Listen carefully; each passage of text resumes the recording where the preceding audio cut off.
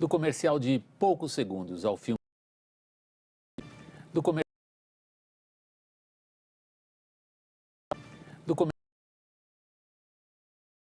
comercial de poucos segundos ao filme de longa-metragem, os efeitos visuais são hoje tão importantes quanto um bom roteiro. Na coluna Connect, a repórter Renata Ribeiro acompanhou o trabalho de quem eliminou a diferença entre o real e o virtual.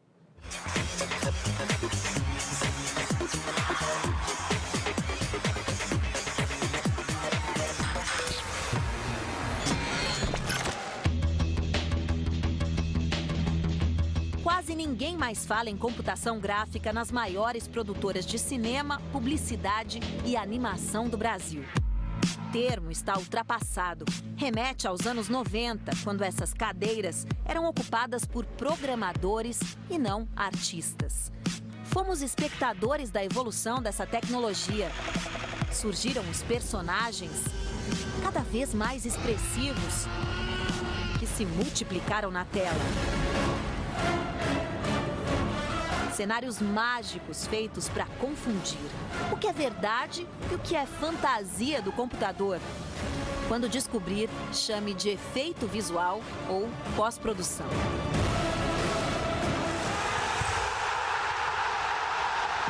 Estádio lotado, Brasil e Argentina se enfrentam para a final da Copa do Mundo. Tudo ilusão. Na verdade, eu estou num estúdio com um fundo verde, o chamado Chroma Key, que é o ponto de partida de toda a composição. Um recurso visual que sempre foi muito usado na publicidade e no cinema e que agora, com a evolução da tecnologia, está cada vez mais realista. Eu estou em São Paulo, mas poderia ser Rio de Janeiro, Brasília, só depende da imaginação do roteirista. 22 atrizes filmadas em 22 diferentes cidades do Brasil. A ideia da série Brasileiras representava um esforço hercúleo de agendas, transporte de equipes de filmagens e orçamento. Mas o problema foi resolvido na pós-produção.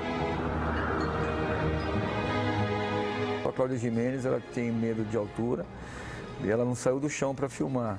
Quer dizer, imagina se colocar toda a equipe lá para cima, na cobertura, a segurança dela, quer dizer, ficar em cima de um prédio, a equipe também.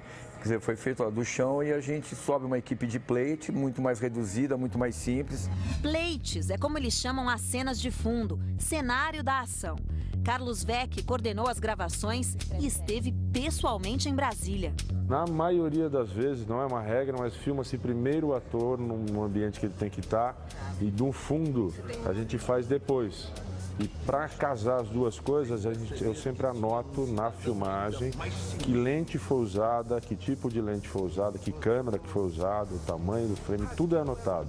Ângulo de câmera, a distância da câmera para o ator, enfim, para que depois eu pegue e na hora de fazer o fundo, faça com a mesma câmera, com a mesma lente, com a mesma relação, para que a composição fique perfeita como se estivesse lá. É o maior jogador do mundo. Pelé fez 1.281 gols na carreira. Esse filme publicitário permitiu que ele fizesse mais um. O jogador em campo foi gravado primeiro. A torcida, num outro dia. 400 pessoas que lotaram o Morumbi no milagre da multiplicação. Neste pedaço do campo estavam as 400 pessoas. Eu tenho uma corda aqui para guiar essas pessoas até onde elas podem ir. E depois eu pego elas daqui, ponho para cá, enfim. Vou completando para depois fazer eu ficar assim. Um software criado para as lutas do Senhor dos Anéis, que virou chave do segredo de muitas peças publicitárias e filmes. O software multiplicador caiu como uma luva também para a animação. A evolução tecnológica do 3D trouxe realismo impressionante aos desenhos. A gente foi tendo que fazer trabalhos mais e mais complexos, mais e mais realistas. E hoje, o normal da produção em 3D é você precisar de muito mais recursos do que a gente usava quando fazia, por exemplo, um bonequinho com uma tartaruga. Em que a gente passava 2 meses fazendo apenas um boneco animado contracenando com uma imagem captada ao vivo. A animação stop motion é essa, feita de massinhas. processo é artesanal. Mexe o objeto, tira uma foto, mexe mais um pouco, tira outra foto. Para movimentar a câmera, só a precisão de um robô. Este aqui foi importado da indústria japonesa. Esse robô ele é originalmente feito para pintar carro, fechar marmita, esse tipo de coisa. E ele tem uma precisão de movimento de 0,0000 milímetros de movimento. Ou seja, se você põe ele numa posição, tira ele da posição e manda ele voltar para aquela posição, ele vai estar certamente na mesma posição. Então a gente tem um controle absoluto. Personagens da animação também podem substituir os atores quando o risco ou o custo da cena é grande demais. E os 3 atores desse filme produzidos para fazer cena específica, que é aquela do paraquedas. Então isso é um dublê digital, né? É uma forma prática, até relativamente rápida, dessa forma que foi feita é rápida também, de solucionar uma dor de cabeça num set de filmagem. Em frente a um fundo neutro, meu rosto e meu corpo são fotografados em vários ângulos. As imagens são baixadas em um software que cria um modelo digital.